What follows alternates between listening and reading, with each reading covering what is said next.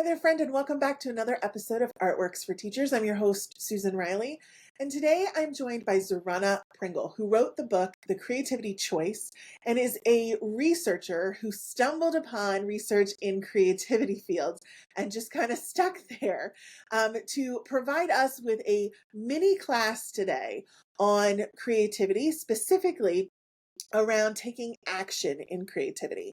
So Zorana talks a lot about the difference between inspiration for creativity and actually taking that inspiration and putting it into practice. And she does it in such a beautiful way. She provides so many practical examples in this episode of connecting with feelings, how to use those feelings in a really productive way, how to experience that inspiration, ways that you can cultivate that, and the actions that you can take from it, and then how to bring all of that into your classroom and into your life. So I'm excited for you to learn from her as I did. And so without further ado, here's Zorana. Well, welcome to the show, Zorana. I'm so excited that you're here. Thank you for having me. Of course, of course. So can you tell us a little bit about yourself and what drew you to studying creativity? I am a research scientist. I have been doing research my whole career, and I started out being interested in doing basic scientific work, very technical in nature. And as life has it, I got a big project that was very much about education. It was about how do we teach creativity skills? How do we teach people about that messy side of those emotional challenges and that roller coaster we go through? And at the time, I was not so sure that I wanted to do that. You know how life goes. Uh, but as one thing goes to another, and I know the importance of openness for creativity, I have seen what a difference it can make. And it completely changed my approach to work. I became very interested in communicating about science, in saying people, hey, there are some things we know, and about thinking how it can be applied.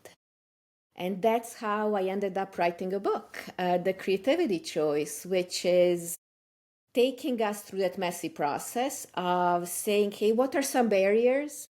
Then what are the strategies you need to know and how to keep it being more than just one hit wonder. You did one creative thing, but now you want to continue that. What I find fascinating about this, and especially about your kind of juxtaposition, is that sometimes people don't think of science and creativity linking, right? They feel like creativity is so messy and very artistic, and that's a separate side from science. And what you do so well, Zorna, is bridge that gap, is show us the actual science behind it, and that there is a structure almost to the messiness, right?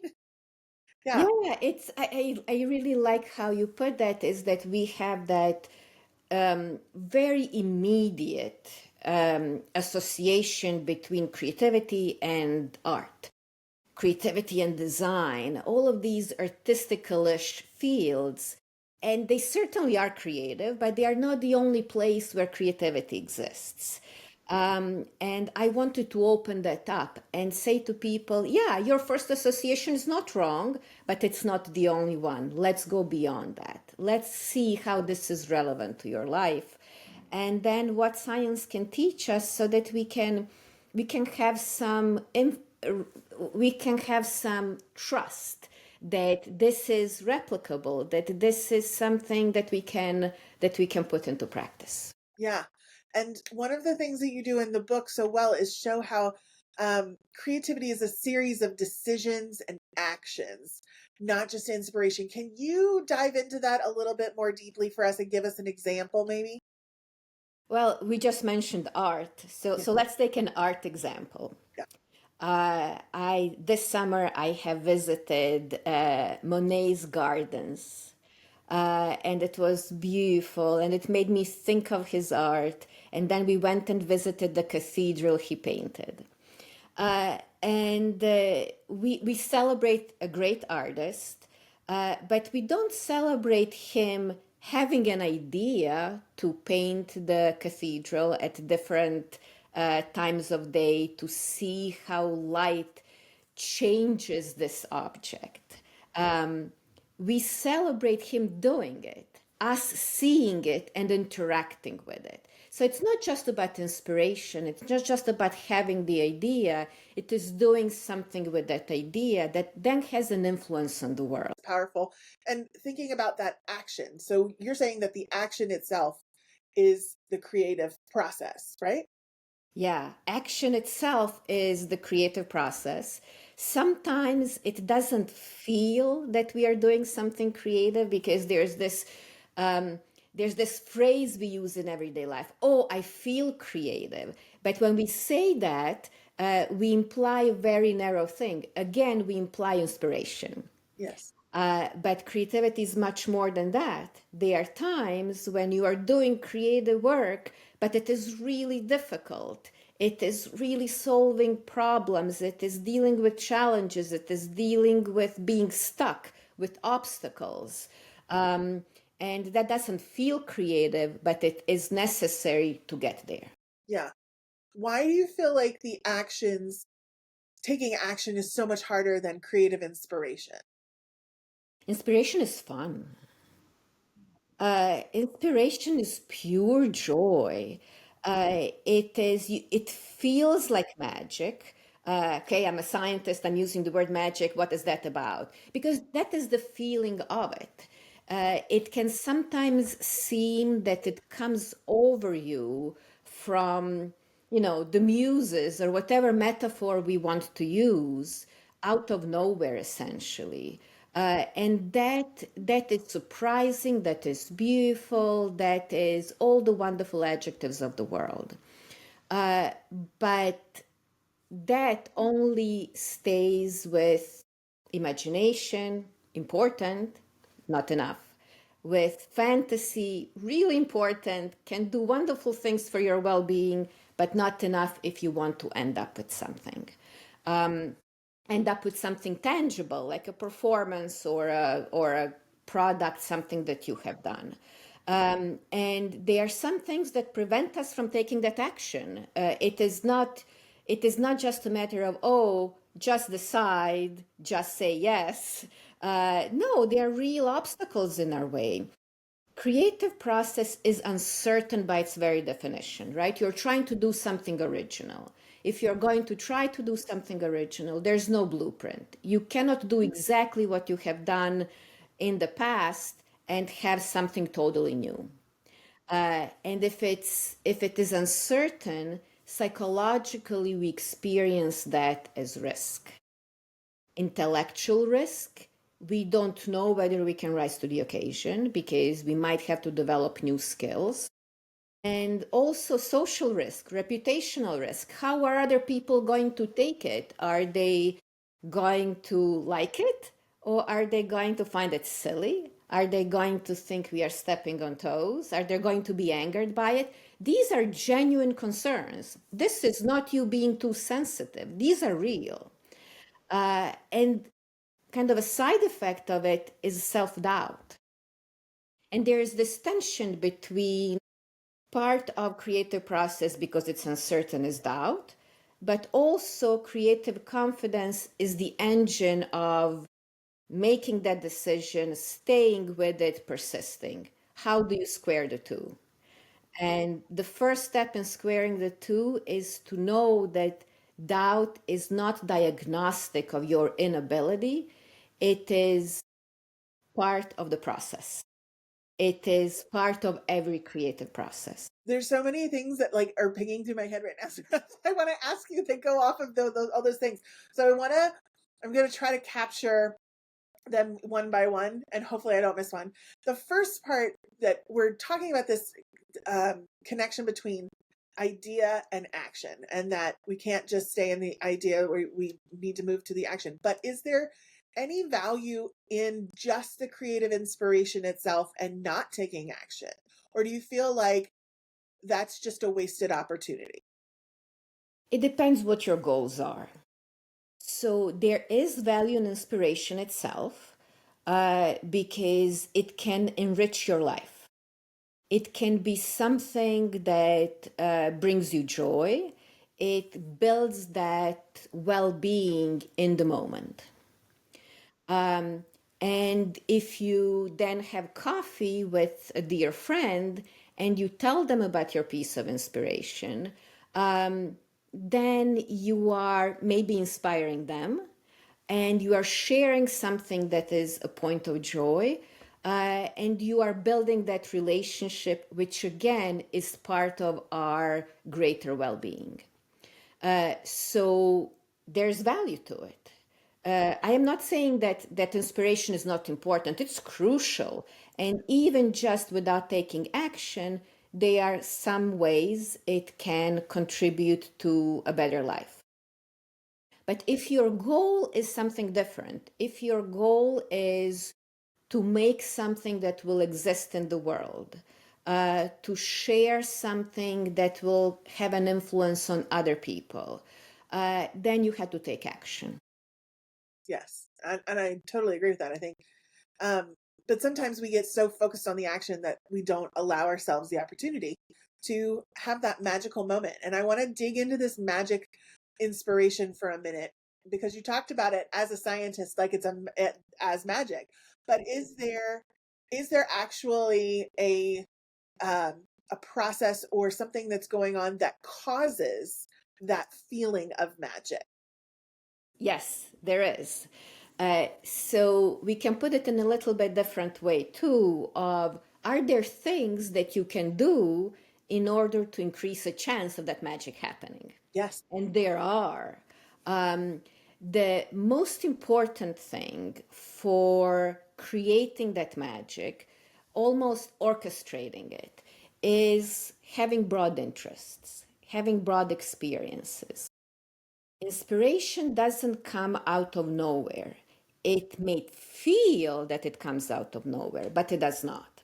So to give you an example, and we talked about art already, so let's stay with art because it's a way to make something that make an example that people can relate to instinctually. Let's take great artists. So let's take Picasso, for example. How did Picasso get inspired? Well, if you look at his studios, and we have photographs, we have writings about his studios, and he had several. They look, they're interesting. There's lots of stuff in them. He had his own unfinished art or sketches in there. He collected art from his contemporaries. He was also fascinated by African art, and he had lots of artifacts of African art. Particularly, he loved masks. And once you know that, you can see it in his art. It's not coming from nowhere. It is coming from taking these different bits and pieces, transforming them in new ways. And I think once you know that, that is really liberating because you do not need to feel the pressure of your creativity coming out of nowhere. Is that nowhere going to come to you? But you can create the circumstances for that to be more likely. Another thing that he did was he had a correspondence, long term, years of correspondence with his contemporary Matisse. And they went back and forth and discussed art, and they would sort of challenge themselves and they did a series of the same pieces, same topics, same even structure sometimes, but when you put them side by side, they end up being very different. But they drew on each other in this interaction. We can do all of that. We can fill our spaces. We can fill our podcast listening lists. We can fill our, Kindles or book piles with things that are broad and different in nature. And we can have correspondences of today's world, right? Maybe it's a correspondence, maybe it's Zoom meetings, maybe it's whatever it is, with people who we can draw from too. Yes. And I think you talked about the idea of the more opportunities that you have, the more opportunities of expansion, of looking at the world in a different way, the more it sparks that creativity, the more you're facilitating that creative engine. And I think especially for educators, that's really important, because lots of times when educators are thinking about creativity, they're thinking about tangibly, like, well, I'm not an artist, I can't draw, so how am I going to bring that to my students if I'm not comfortable with that? And there's a whole confidence issue there that I want to discuss in just a second. But also, it doesn't, what you're saying is that it doesn't rely on that we could just provide students with a smorgasbord of opportunities that they may not have experienced otherwise, and that in and of itself will open up that creative engine for them to start to explore. So I think that's a really wonderful way that educators can take something like this and just easily bring that into the classroom. Is just simply bring in some things, allow your students to experience and the opportunity of playing with things that maybe they hadn't seen before, or look at things that they hadn't seen before, because that will spark something different. Now, in terms of creative confidence, I do want to dive into that a little bit, because I know that part of your work is exploring um, that feeling. And you talked about it a little bit with the self-doubt that starts to creep in. How can we build our own creative confidence and kind of push that self-doubt aside, so that allows us to experience even more creativity? I love that you are mentioning building our self confidence, because that is key. Self confidence is built. It is not something that we are born with, it is not something that just comes to us. Um, we work on it. But we don't work on it by repeating to ourselves, yes, you can, and you go, girl. That that does not work, really. um, it and there are few things that how we think of creative self-confidence that might not be helpful. First one is this idea: it's either or. You either have it or you don't have it, and it's not.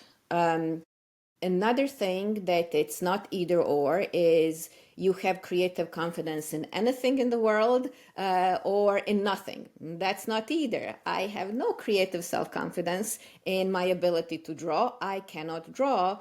I suspect that I had the capacity to learn how to do it. I know it is possible to learn, but it never happened in my life. I did not invest time, did not have interest. That part did not develop. But I have creative self-confidence in my writing ability, in my ability as a scientist to ask questions and find answers to them.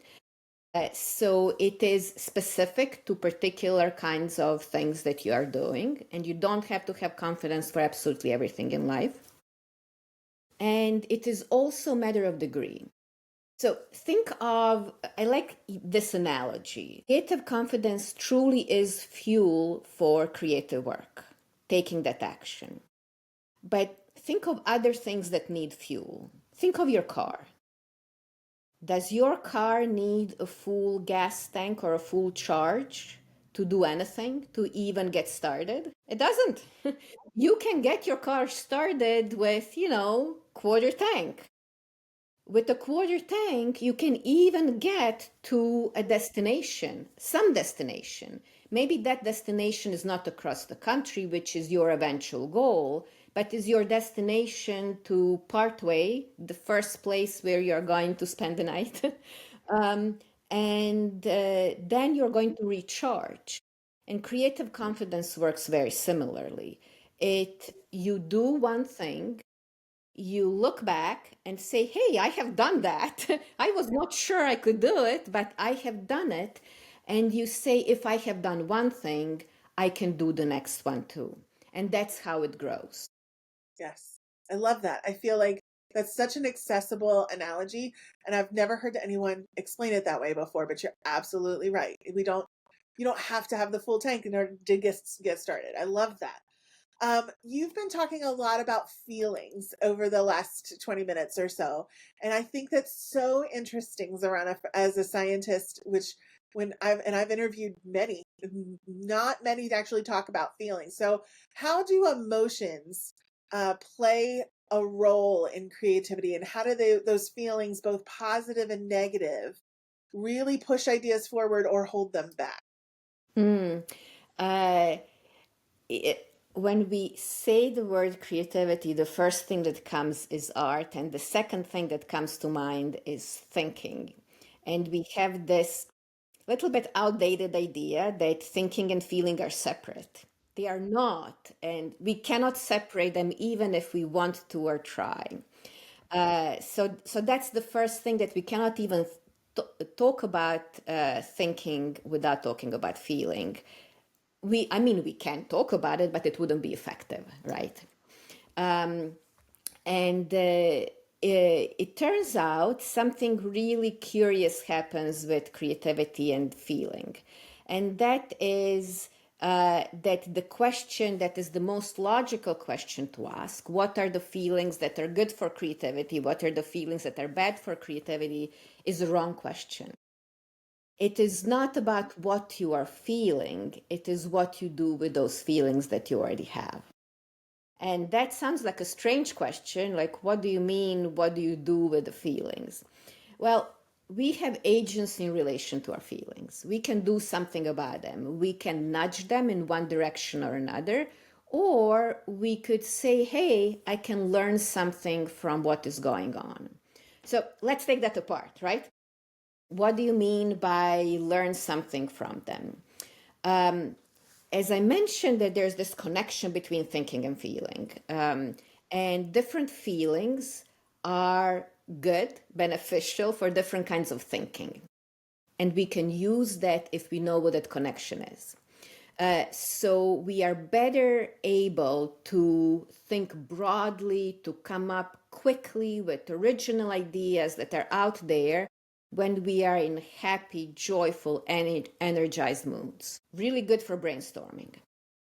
At other times, when we are feeling a little bit down, subdued, or maybe even pessimistic or even a little grumpy, those kinds of feelings are really beneficial to critical thinking. Because in those moods, we can see everything that is wrong with everything, right? Once I say that, you can totally say, hey, that's true. Yeah. When I am down, I can see what is wrong with things. I can be able to criticize things. And sometimes people take this as well. That means that in positive moods, you can be more creative. But let's take a step back, right? Creativity takes not just having those ideas, but doing something with them. And doing something with them also requires you critically thinking about them, how to develop them, and how to improve them. You need both. So you need to draw on both of these. And very practical piece of advice. So how can you take advantage of this very natural how the mind works connection between thinking and feeling? Well, to share a personal example. I am not a morning person. And so I know that very predictably, I'm going to be a little bit down in the morning. I will be a little bit pessimistic in the morning. But if I know that, I know, hey, I can take advantage of this. I can purposefully choose those tasks in the morning when I have the flexibility to do that. That's not always, that require critical thinking. That I have this paper, I have finished writing it, but I have to make sure it's in best possible shape. So I can take that pen, I actually use a pencil, and in the morning when I can see everything that is wrong, I can critically think about it and improve it and make it the most original and the most effective thing I can. So that's one thing we can do. But there's another thing yet, because I am sure the listeners are saying, okay, well, but sometimes you have to admit feelings get in the way. Yes, they do. Sometimes they get in the way. And if you are working on something and if you got stuck, which happens to everybody during creative work at some point,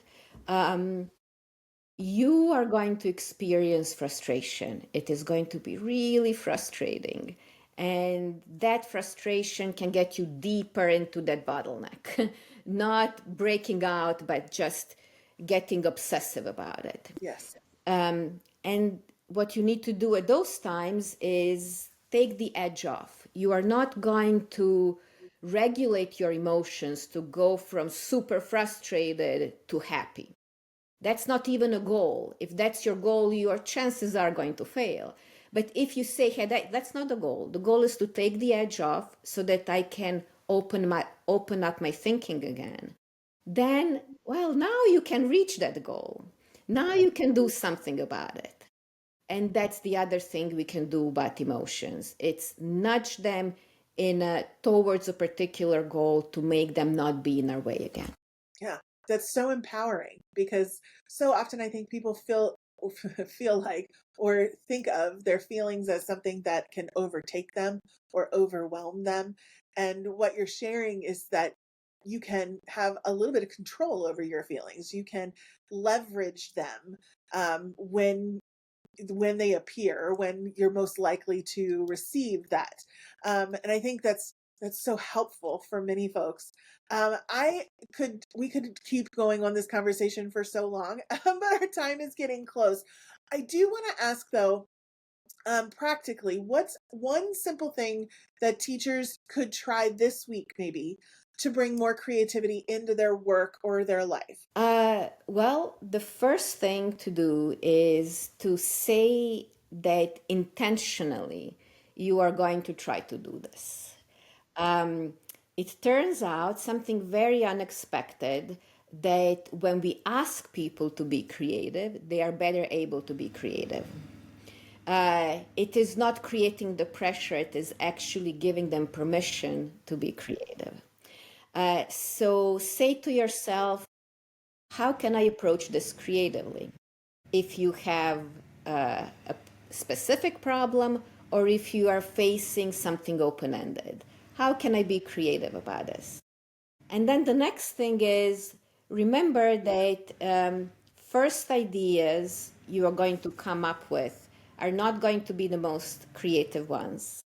You will have to come up with 2, 3, 4, 5, and then realize, hey, this is now more interesting.